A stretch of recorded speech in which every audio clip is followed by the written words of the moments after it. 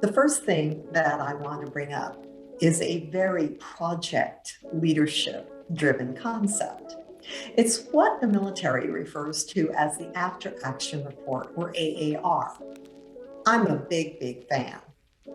As a matter of fact, one of the things that we engage and encourage people to do is to consider doing after action reports a little more frequently, just a little.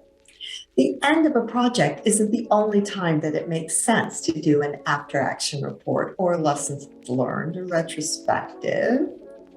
And in fact, the end of a sprint isn't. The end of a scrum isn't. It's any time we have a significant deliverable that we have completed, that we have delivered. And that's not a bad idea to do an after action report about all of the things that happened and our assessment, our balanced assessment, one hopes, of what went well and what could have gone a little bit better. You know, a lot of people have said that you are the sum of the 5 people that you spend the most time with. And I'd like to expand upon that just a little bit. I believe that you're also the sum of the 5 people that you admire the most, the 5 actions that you admire the most.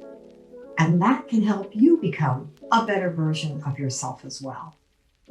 These are the skills that you want to include in your project management, project leadership cover letter or resume.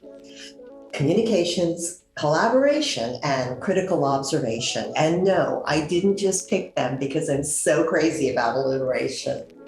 They really are important. Be human first. Nobody likes to work with or for someone who thinks that they are simply above it all, somehow better than you, or infallible.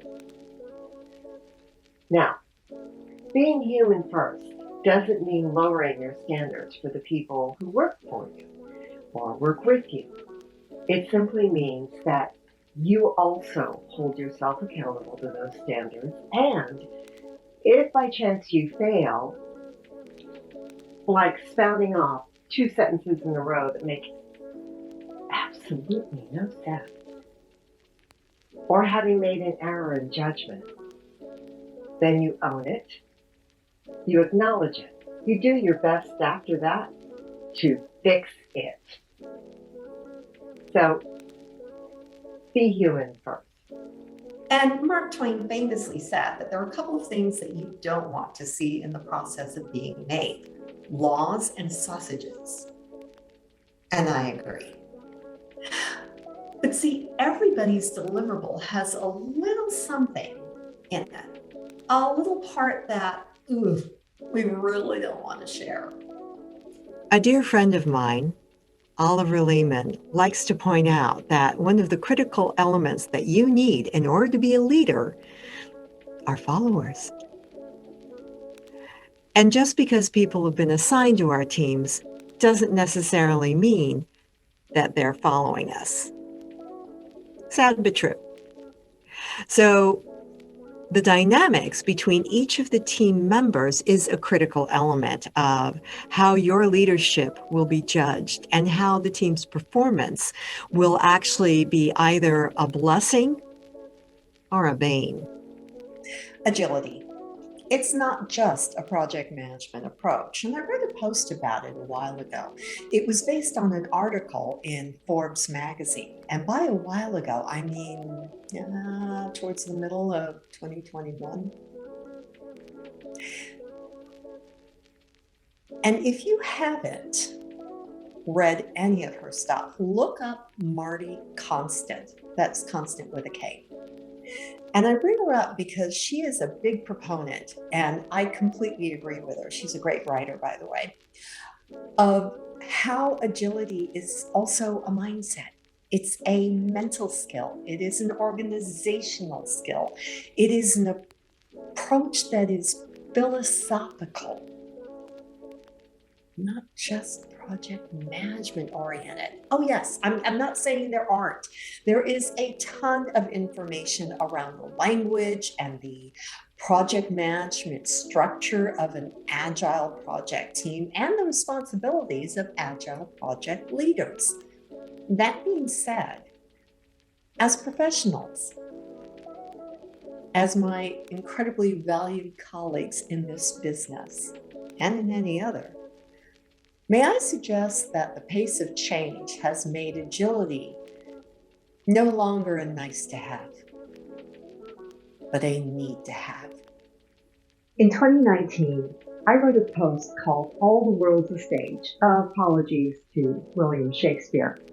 And the point was that you probably want to think about how people perceive you and how they interact with you, because your spheres of influence, that's where your greatest power as a project leader can lie. How to manage team member conflict. 1, make it clear. 2, make it safe. And 3, make it their responsibility. Up to a point. Hi. So we're going to start some work on something that's really near and dear to the hearts of a lot of folks, whether they're in leadership and management or just wondering, what is it that I need to do with life in general?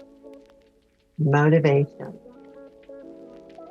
The thing is, it's not just about some dictionary definition. Oh, and by the way, in case you're wondering what the dictionary definition is, according to Oxford Language, motivation is, and I quote, the reason or reasons one has for acting or behaving in a particular way. Wow.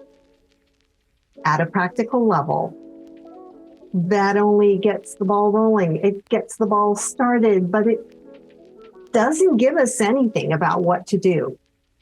In project management, very frequently, people expect a huge amount.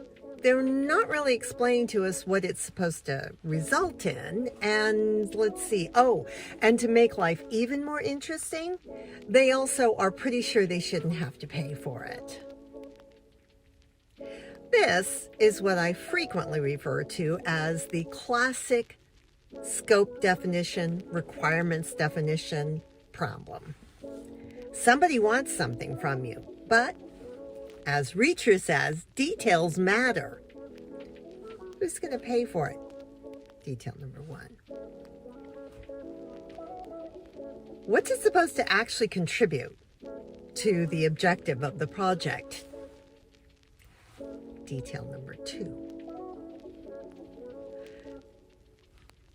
How much harm could it cause our overall objective if we actually didn't have that in the definitions of the requirements? I know, it's starting to sound an awful lot like a change request form, isn't it? Some say that money is the root of all evil. Others that it's the desire for money that is the root of all evil. The saying that sticks in my mind, though, most is from a meditation master that said that we often think that we want things, when what we really want is the way that those things make us feel.